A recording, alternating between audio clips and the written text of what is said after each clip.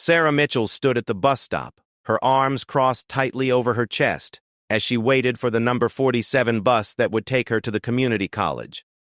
The morning sun cast long shadows across the pavement, and she could feel the familiar weight of stares from other passengers waiting nearby. It had been 3 months since she got the tattoo, and the reactions never seemed to get easier. The tattoo covered most of her right forearm, a detailed memorial piece featuring dog tags, military boots, a folded American flag, and the names of fallen soldiers etched in elegant script. At the center was a powerful image of a soldier's silhouette against a sunset, with the words, "Never Forgotten," curved beneath it. The artwork was stunning, created by one of the most skilled tattoo artists in the city, but that didn't stop people from making assumptions about the young woman who wore it. Sarah had grown up in a small military town where respect for service members was deeply ingrained in the community culture. Her father, Staff Sergeant Robert Mitchell, had served 3 tours in Afghanistan before an IED explosion changed their family forever. The tattoo wasn't just ink on her skin. It was a living memorial to her father and the brothers in arms who didn't make it home. Every line, every shadow, every carefully placed word told a story of sacrifice, honor, and loss that most people couldn't begin to understand. But at 22, Sarah looked more like a rebellious college student than someone carrying the weight of military legacy. Her auburn hair was often pulled back in a messy bun. She preferred comfortable jeans and simple t-shirts, and she had the kind of youthful face that made people assume she was just another young adult making questionable life choices. The tattoo, visible whenever she wore short sleeves, seemed to confirm their suspicions about her character. The comments started almost immediately after she got the tattoo. At the grocery store, an elderly woman had approached her in the produce section, shaking her head disapprovingly. "Such a pretty girl, ruining her skin like that," the woman had muttered loud enough for Sarah to hear. "What will employers think? What will your parents say?" Sarah had wanted to explain that her father would have been proud, that the tattoo honored his service and sacrifice, but the woman had already walked away, convinced she had made her point. At her part-time job at a local coffee shop, customers would sometimes stare at her arm while she prepared their drinks. She could see them whispering to their companions, making assumptions about her lifestyle, her values, her future prospects. One businessman had even asked to speak to the manager, suggesting that employees with inappropriate body art shouldn't be serving customers. Sarah's manager, thankfully, had defended her, but the incident left her feeling exposed and judged. The worst comments came from her peers at the community college. In her American history class, she had been discussing the impact of modern warfare on military families when a classmate named Derek had snorted dismissively. "Easy for you to say," he had remarked, eyeing her tattoo. "Bet you just got that to look tough or get attention. Real military families don't turn their loved ones into fashion statements." The room had fallen silent, and Sarah felt her cheeks burn with anger and hurt. She had wanted to tell Derek about the sleepless nights after her father's injury, about the phone calls from his unit buddies, about the funeral she had attended for soldiers whose names were now permanently etched into her skin. Instead, she had simply gathered her books and left the classroom, unwilling to let her classmates see her cry. These experiences had begun to chip away at Sarah's confidence. She started wearing long-sleeved shirts even on warm days, covering the tattoo that meant everything to her. She avoided situations where she might be judged or questioned. The memorial that was supposed to honor her father's legacy had instead become a source of shame and isolation. Her mother, Linda Mitchell, noticed the change in her daughter's behavior. Linda understood the significance of the tattoo better than anyone. She had held Sarah's hand during the long sessions at the tattoo parlor and helped choose the specific elements that would represent Robert's service. She watched her daughter transform from a confident young woman proud of her family's military heritage into someone who seemed to be hiding from the world. "You can't let other people's ignorance define you," Linda told Sarah one evening as they sat in their small kitchen. "Your father would want you to stand proud, not hide who you are."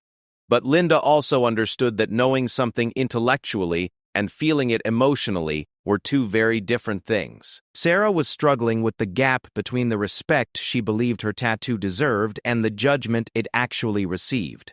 The breaking point came during what should have been a routine trip to the Department of Motor Vehicles. Sarah needed to renew her driver's license, a simple task that required nothing more than filling out paperwork and taking a new photo. She had dressed carefully that morning, choosing a light blue blouse that she thought looked professional and respectful. She hadn't considered that the 3/4-length sleeves would leave her tattoo partially visible.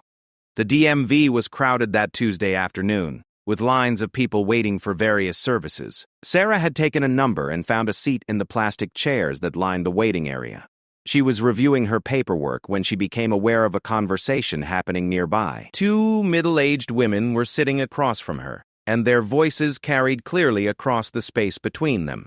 "Look at that girl over there," one of them was saying, not bothering to lower her voice. "Covered in tattoos at her age. What is wrong with young people today?" Sarah looked up to see both women staring directly at her. The second woman shook her head in agreement. "My daughter is about her age, and I would be mortified if she came home looking like that. These kids have no respect for themselves or their bodies. Probably doesn't even have a job. The tattoo probably cost more than her rent," the first woman continued. "Could have spent that money on education or something useful. Instead, she's marked herself for life. No decent employer is going to hire someone who looks like that." Sarah felt her face flush hot with embarrassment and anger. She wanted to stand up and defend herself, to explain that she was a college student, that she worked 2 jobs to pay her tuition, that her tattoo represented more honor and sacrifice than these women could imagine. But the public nature of the confrontation, surrounded by dozens of strangers, made her feel paralyzed. Other people in the waiting area had begun to notice the conversation. Some were glancing between Sarah and the 2 women, clearly uncomfortable with the public shaming taking place. Others seemed to be listening with interest, perhaps forming their own opinions about the young woman with the visible tattoo. The situation escalated when one of the women decided to take a more direct approach. She stood up and walked over to where Sarah was sitting, her expression a mixture of concern and condescension. "Honey," she said, her voice carrying the tone adults use when speaking to misbehaving children, "I hope you realize that tattoo is going to limit your opportunities in life. Employers judge people by their appearance, and you've basically announced that you don't have good judgment." Sarah finally found her voice, though it came out quieter than she had intended. "It's a memorial tattoo," she said, gesturing toward her arm, "for fallen soldiers." The woman barely paused to consider this information. "I'm sure you think it means something," she replied dismissively, "but other people are going to see it as unprofessional. You're young. You can probably get it removed before it really damages your future." The conversation was attracting more attention now. A security guard had noticed the commotion and was walking in their direction. Other people in the waiting area were openly staring, and Sarah could feel the weight of their judgment settling on her shoulders like a heavy coat. At that moment, Sarah's number was called. She gathered her paperwork with shaking hands and walked toward the service counter, leaving the confrontation behind, but carrying the sting of humiliation with her. The DMV employee who processed her renewal was professional but distant, and Sarah wondered if her tattoo influenced the interaction. As she left the building that day, Sarah felt something inside her break. The constant judgment, the assumptions, the public humiliation, it was becoming too much to bear. She had gotten the tattoo to honor her father's memory and the sacrifice of his fellow soldiers, but instead of bringing her closer to his legacy, it seemed to be isolating her from the community she lived in. That evening, Sarah called her father's former unit commander, Lieutenant Colonel James Harrison, who had remained in contact with the family after Robert's injury. She needed to talk to someone who would understand the significance of what she had done, someone who could help her process the ongoing emotional toll of carrying her father's story on her skin. "Sir," she said when he answered the phone, "I think I made a mistake with the memorial tattoo. People see it, and they judge everything about me. Maybe I should have found a different way to honor Dad and his friends." Lieutenant Colonel Harrison listened as Sarah described the months of comments, stares, and confrontations. He understood immediately what she was experiencing. He had seen similar situations with other military families, particularly young people trying to honor fallen relatives in ways that civilian society didn't always understand or appreciate. "Sarah," he told her, "what you did takes courage. Not everyone will understand it, but the people whose opinions matter will recognize what that tattoo represents. Don't let ignorant people steal your father's honor from you. But even the lieutenant colonel's words of encouragement couldn't completely heal the damage that months of judgment had inflicted on Sarah's confidence. She continued to struggle with the decision to make her memorial so visible, so permanent. The tattoo had become a burden rather than the source of pride and connection she had hoped it would be. As Sarah prepared for bed that night, she looked at her reflection in the bathroom mirror. The tattoo was partially visible beneath her short-sleeved pajama top, and she traced the outline of her father's name with her finger. She whispered a quiet apology to him, feeling as though she had somehow failed to properly honor his memory by allowing other people's reactions to affect her so deeply. What Sarah didn't know was that her story was about to take a dramatic turn, that a chance encounter would soon change everything about how she viewed her tattoo and how others viewed her. The memorial on her arm was about to fulfill its true purpose in a way she could never have imagined, transforming her from a young woman hiding from judgment into someone whose courage and honor would command respect from the most unlikely source. The stage was set for a confrontation that would challenge everything the judgmental voices had said about Sarah and her choices. Soon, the true meaning of her tattoo would be revealed in a moment so powerful that it would silence every criticism and transform every assumption. The young woman who had been mocked for her ink was about to discover that sometimes the most profound respect comes from those who truly understand the weight of sacrifice and the meaning of honor. But that revelation was still days away, and for now, Sarah continued to carry the burden of her community's misunderstanding, unaware that her greatest moment of vindication was approaching with each passing day. The community college's annual Veterans Day ceremony had always been a small affair, typically attended by a handful of faculty members, a few students, and whoever happened to be walking through the main courtyard when the brief program began. This year, however, the college had decided to make the event more significant, partnering with local veterans organizations and military recruitment offices to create a more meaningful tribute to those who had served. Sarah had initially planned to skip the ceremony entirely. The thought of being in a crowd where her tattoo might draw attention and commentary was becoming increasingly difficult to bear.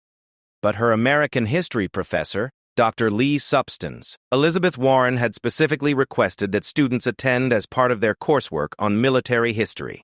Dr. Warren had been one of the few people at the college who had shown genuine interest in the meaning behind Sarah's tattoo, asking thoughtful questions about her father's service rather than making assumptions about her character. The morning of the ceremony was crisp and clear, with autumn leaves creating a colorful carpet across the college grounds. Sarah had chosen her outfit carefully, wearing a navy blue sweater that covered most of her tattoo while still allowing her to feel like herself. She arrived at the courtyard early, hoping to find a spot toward the back where she could observe without drawing attention. As students and faculty began to gather, Sarah noticed that the turnout was much larger than she had expected. The college had set up rows of folding chairs facing a small stage decorated with American flags and military banners. Local veterans, identifiable by their unit caps and service pins, were taking seats in the front rows. Sarah felt a mix of emotions seeing these men and women: pride in their service, sadness for her father's absence, and anxiety about whether any of them might judge her tattoo the way so many others had. The program began with the college president welcoming everyone and explaining the significance of Veterans Day. A local high school choir performed patriotic songs, and several veterans shared brief stories about their service. Sarah found herself genuinely moved by the ceremony, feeling connected to something larger than herself for the first time in months. It was during the closing remarks that everything changed.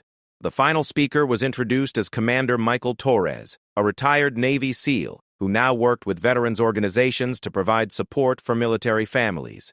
Commander Torres was an imposing figure, tall, broad-shouldered, with graying hair and the kind of bearing that immediately commanded respect. As he approached the podium, Sarah noticed that several of the younger veterans in attendance sat up straighter, clearly recognizing his reputation and credentials. Commander Torres began his speech by talking about the meaning of service and sacrifice. His voice carried the authority of someone who had seen combat, who had lost friends, who understood the true cost of freedom. Sarah found herself hanging on every word, feeling as though he was speaking directly to the experiences her family had lived through. "Service doesn't end when you take off the uniform," Commander Torres said, his eyes scanning the crowd. It continues in how we honor those who gave everything, how we support the families left behind, and how we carry forward the memory of the fallen. Sometimes that honor takes forms that others might not understand or appreciate. As he spoke, his gaze fell on Sarah, sitting about halfway back in the assembled crowd. She felt exposed under his scrutiny, unconsciously pulling her sleeves down to ensure her tattoo was completely covered. But Commander Torres continued speaking while maintaining eye contact with her, and something in his expression suggested he had noticed more than she realized. The speech concluded to enthusiastic applause, and people began to mill around the courtyard, some approaching the veterans to thank them for their service, others heading back to classes or work. Sarah had started to gather her things, planning to slip away quietly, when she heard her name being called. "Excuse me, miss. Sarah Mitchell?" The voice belonged to Commander Torres, who was walking directly toward her through the dispersing crowd. Sarah's heart began to race. She had no idea how he knew her name or what he might want to discuss with her. "Yes, sir," she replied, standing up and facing him. Up close, Commander Torres was even more intimidating, but his expression seemed more curious than stern. "I believe I knew your father," he said simply. "Staff Sergeant Robert Mitchell, 75th Ranger Regiment. We served together briefly in Afghanistan." Sarah felt her breath catch in her throat. In all the months since her father's injury, she had met several of his military colleagues, but never someone of Commander Torres's rank and reputation. The fact that he remembered her father from among the thousands of soldiers he must have encountered during his career was both surprising and deeply moving. "Yes, sir," she managed to say. "Dad mentioned working with SEAL teams during his deployments.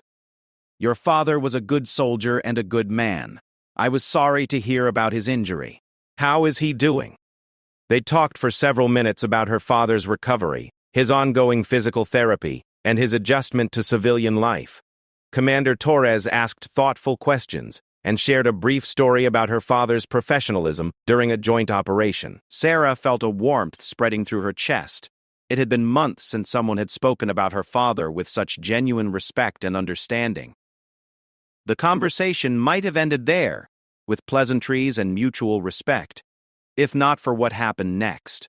A group of students had been watching the interaction from nearby, apparently curious about why the guest speaker was having an extended conversation with one of their classmates. Among them was Derek, the same student who had mocked Sarah's tattoo in their American history class. "Probably trying to recruit her," Derek said to his friends, speaking loud enough for both Sarah and Commander Torres to hear. "Though I don't know why they'd want someone who thinks tattoos are appropriate professional appearance." Sarah felt her face flush with embarrassment, the familiar shame washing over her. She instinctively crossed her arms over her chest, trying to hide any part of the tattoo that might be visible beneath her sweater. Commander Torres, however, had gone very still, his attention now focused entirely on Derek and his group. "What did you say about tattoos?" Commander Torres asked, his voice carrying a new edge that made several students take a step back. Derek, apparently not recognizing the change in atmosphere, continued his commentary. "I just think people should consider how their choices affect their professional image. Some of us take our futures seriously." Commander Torres turned back to Sarah, and she saw something in his expression that she couldn't quite identify. "Miss Mitchell," he said formally, "would you mind showing me your tattoo?" This was exactly the kind of public scrutiny she had been trying to avoid. She looked around at the gathering crowd of students and faculty, all waiting to see what would happen next. For a moment, she considered making an excuse and leaving, but something in Commander Torres's tone suggested this was important. With trembling hands, Sarah pushed up the sleeve of her navy sweater, revealing the memorial tattoo that covered her forearm. The artwork was even more striking in the afternoon sunlight. The detailed dog tags, the military boots, the folded flag, and the names of fallen soldiers, clearly visible to everyone present. Commander Torres studied the tattoo for a long moment, his expression unreadable. Sarah could hear murmuring from the crowd as people took in the details of the artwork. She braced herself for another lecture about professional appearance or questionable life choices. Instead, something extraordinary happened. Commander Torres slowly came to attention, his posture straightening into perfect military bearing. Then, with deliberate precision, he raised his right hand to his forehead in a crisp military salute, holding the position as his eyes met Sarah's. The effect on the courtyard was immediate and electric. Every veteran present recognized what was happening and why. One by one, they too came to attention and raised their hands in salute. The military recruiter, who had helped organize the event, snapped to attention. Even some of the students who had ROTC experience joined in. Understanding the significance of the moment, the courtyard, which moments before had been filled with casual conversation and laughter, was now completely silent, except for the whisper of wind through the autumn leaves. Sarah stood frozen in the center of this display of respect, her tattooed arm still extended, tears beginning to stream down her face. Commander Torres held his salute for a full 30 seconds, an eternity in a moment like this, before slowly bringing his hand down. The other veterans followed his lead, but the silence in the courtyard continued. Sarah could see that even the students who had been critical of her tattoo were now looking at her with new understanding, some with obvious shame for their previous judgments. "That," Commander Torres said, his voice carrying clearly across the silent courtyard, "is not a tattoo. That is a memorial to heroes. That young woman is carrying the names and memory of fallen warriors on her skin, and anyone who has served understands the honor and sacrifice that represents." He turned to address the broader crowd, his voice taking on the commanding tone he had undoubtedly used to lead men and women in combat. "I see dog tags from the 75th Ranger Regiment, the 82nd Airborne, and the 101st Airborne. I see names I recognize, soldiers who died protecting their brothers in arms and defending their country. This memorial represents more courage and honor than most people will show in their entire lives." Derek and his friends had gone pale, clearly understanding that they had badly misjudged both the situation and Sarah herself. The broader crowd was still processing what they had witnessed, many seeing Sarah's tattoo for the first time and beginning to understand its true significance. Commander Torres returned his attention to Sarah, his expression now showing a mixture of respect and something that might have been paternal pride. "Your father would be proud," he told her, "not just of the memorial, but of the courage it takes to carry that honor every day, especially when others don't understand what it means." Sarah finally found her voice, though it came out as barely more than a whisper. "Thank you, sir." "No," Commander Torres replied firmly. "Thank you. Thank you for remembering them. Thank you for carrying their names. Thank you for making sure they are never forgotten." The crowd began to disperse slowly, many people approaching Sarah to apologize for their previous assumptions or to ask about the stories behind the names on her tattoo.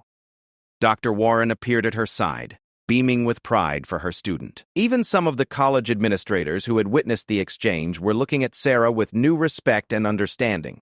Derek approached hesitantly, his earlier bravado completely gone. "Sarah," he said quietly, "I owe you an apology. I had no idea. I'm sorry for what I said in class, and today." Sarah nodded, accepting his apology with grace, but her attention kept returning to Commander Torres, who was preparing to leave. He had given her something she hadn't realized she needed: validation from someone whose opinion carried weight in both military and civilian communities. As Commander Torres gathered his things, he handed Sarah a business card. "If you ever need anything," he told her, "or if you want to connect with other military families, please call. What you're doing honoring the fallen, it matters. Don't let anyone tell you otherwise." The Veterans Day ceremony was over, but its impact on Sarah's life was just beginning. Word of what had happened in the courtyard spread quickly through the college and into the broader community. The story of the Navy SEAL commander who saluted a student's memorial tattoo became a powerful reminder that honor and respect can take many forms, and that sometimes the most meaningful tributes come from the heart rather than from official ceremonies or monuments. Sarah walked home that afternoon with her head held high for the first time in months. The memorial tattoo on her arm no longer felt like a burden or a source of shame. Instead, it felt exactly like what she had always intended it to be: a living tribute to heroes, a connection to her father's legacy, and a reminder that some things are worth fighting for, even when others don't understand. The transformation wasn't complete yet, but the foundation had been laid. Sarah was about to discover that Commander Torres's salute was just the beginning of a chain of events that would completely change how she saw herself and how others saw her. The young woman who had been mocked for her tattoo was about to step into a new role as an advocate, educator, and living memorial to the fallen heroes whose names she carried with pride. The video changed everything. Someone at the Veterans Day ceremony had recorded Commander Torres's salute on their smartphone, and within hours of being posted online, the footage was spreading across social media platforms at an incredible rate. The 60-second clip showed the moment when the decorated Navy SEAL commander recognized the significance of Sarah's tattoo and honored it with a formal military salute, followed by dozens of other veterans joining in the tribute. Sarah first learned about the video when her phone started buzzing incessantly with notifications from friends, classmates, and even strangers who had somehow found her social media profiles. The messages ranged from supportive comments about her memorial tattoo to interview requests from local news stations. By the end of the first day, the video had been viewed over 50,000 times, with hundreds of comments from veterans, military families, and civilians who were moved by the story. The response was overwhelmingly positive, but Sarah found herself feeling overwhelmed by the sudden attention. She had spent months hiding from judgment and criticism, and now she was thrust into a spotlight she hadn't asked for or expected. Her mother, Linda, helped her process the flood of messages, reading through comments from military families who shared similar stories of honoring fallen loved ones. One comment that particularly struck Sarah came from a Gold Star mother, a woman who had lost her son in Iraq. "Thank you for carrying our heroes with you," the woman had written. "Your tattoo does more honor to our fallen warriors than many official memorials. God bless you and your family."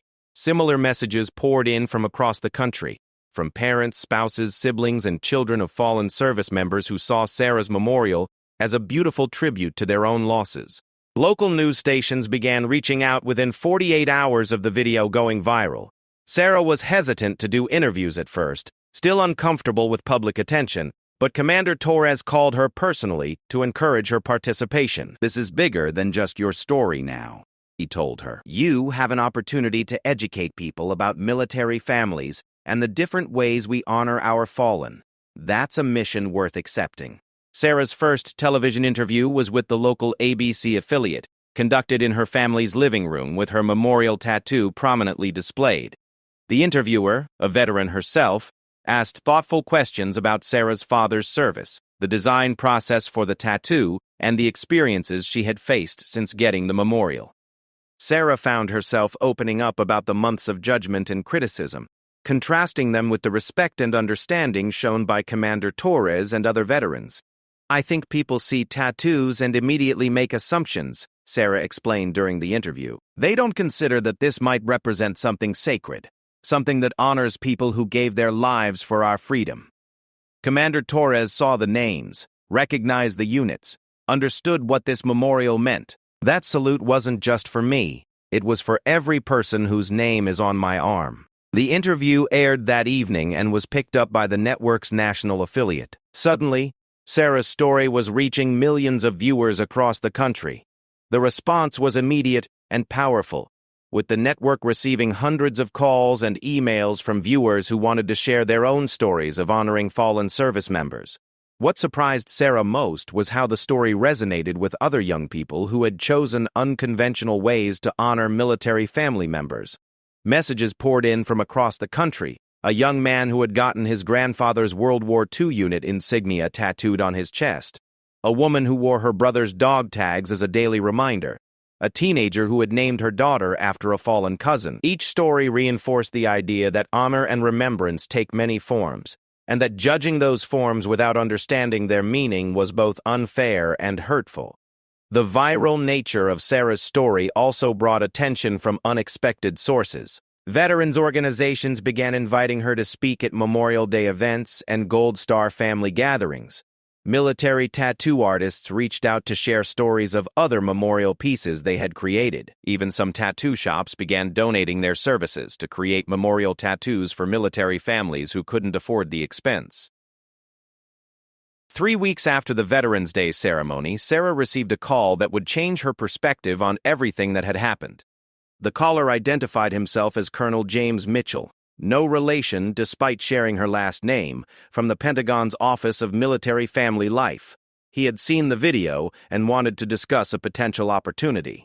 Miss Mitchell, Colonel Mitchell explained, we've been looking for ways to better connect with military families, particularly younger family members who might feel disconnected from traditional military culture.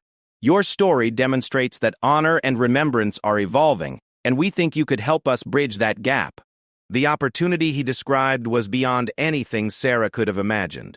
The Pentagon wanted to feature her story in a campaign about military families and the different ways they honor fallen service members. The campaign would include television commercials, print advertisements, and speaking engagements at military bases and veteran events across the country.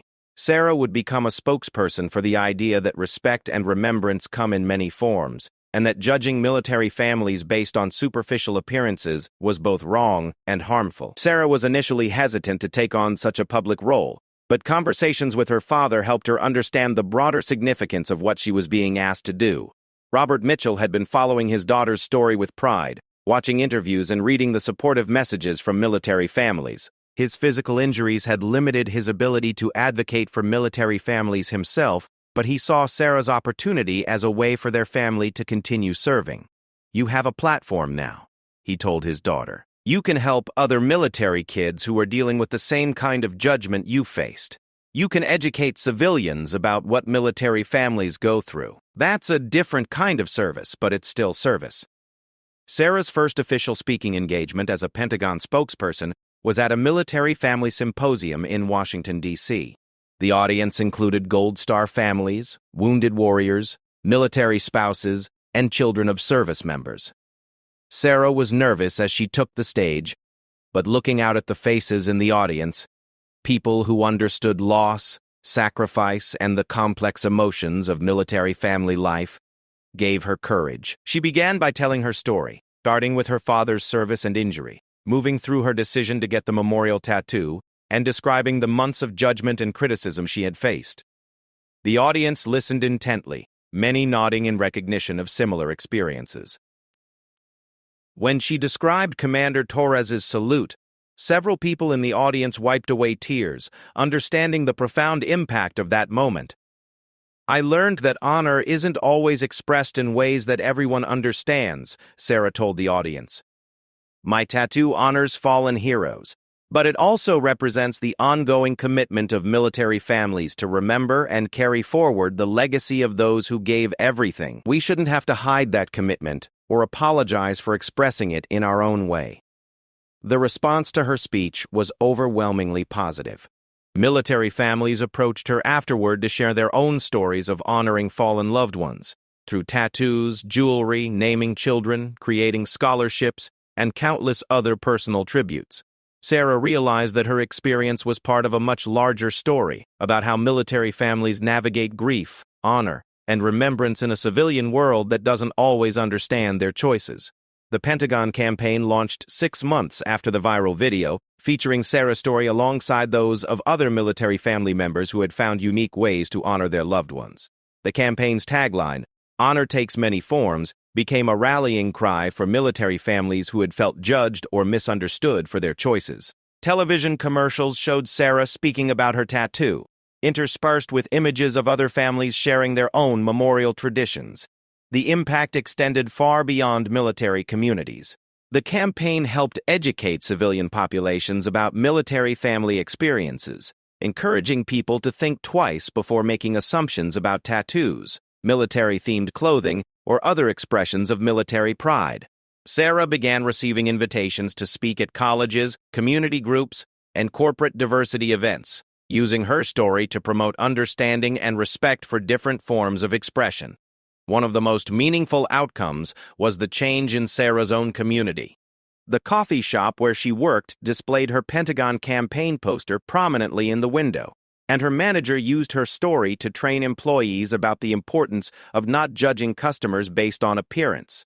Her community college established a scholarship in honor of fallen military service members, with Sarah serving on the selection committee. Even Derek, the student who had initially mocked her tattoo, became an advocate for military families on campus. He organized a Memorial Day event featuring Sarah as the keynote speaker, and worked with the student government to create support resources for military-connected students. His transformation from critic to ally demonstrated the power of education and understanding to change hearts and minds. The most significant change, however, was in Sarah herself. The young woman who had once hidden her memorial tattoo under long sleeves now wore it proudly, understanding that visibility was part of the tribute. She had learned that carrying the names of fallen heroes meant accepting the responsibility to educate others about their sacrifice and to advocate for military families who might not have a voice. 2 years after Commander Torres' salute, Sarah graduated from community college with honors and enrolled in a 4-year university to study communications and military family advocacy. Her memorial tattoo had expanded slightly, adding the name of a family friend who had died by suicide after struggling with PTSD, a reminder that military sacrifice extends beyond the battlefield. The video of Commander Torres' salute continued to circulate online, inspiring similar tributes at military events across the country. Veterans began approaching people with military memorial tattoos to ask about their stories, rather than making assumptions about their character. Tattoo artists reported an increase in requests for memorial pieces, with many donating their services to military families. Commander Torres remained in contact with Sarah, serving as an informal mentor as she navigated her role as a military family advocate. He often told people that his decision to salute her tattoo was one of the most important moments of his post-military career, not because of the attention it generated, but because it reminded him that leadership means recognizing and honoring sacrifice in all its forms. Sarah's story became a case study in military family support programs, demonstrating how individual experiences could spark broader conversations about respect, understanding, and community support. Military bases began incorporating her story into family readiness group training, helping spouses and children understand that their choices for honoring military service deserved respect rather than judgment. The transformation was complete. The young woman who had been mocked for her tattoo had become a national spokesperson for military family advocacy, using her experience to educate others and support families facing similar challenges. Her memorial tattoo, once a source of shame and hiding, had become a symbol of pride, service, and the enduring power of honor to transcend superficial judgments. Sarah's story proved that sometimes the most profound changes begin with a single moment of understanding, a gesture of respect that acknowledges the deeper meaning behind surface appearances. Commander Torres' salute had lasted only 30 seconds, but its impact continued to ripple outward, changing lives and perspectives years after that crisp autumn day in a college courtyard. The names etched into Sarah's skin were no longer just a personal memorial. They had become a bridge between military and civilian communities, a conversation starter about sacrifice and service, and a powerful reminder that honor truly does take many forms. Every time someone looked at her tattoo with new understanding rather than judgment, the fallen heroes, whose names she carried, were remembered and honored once again.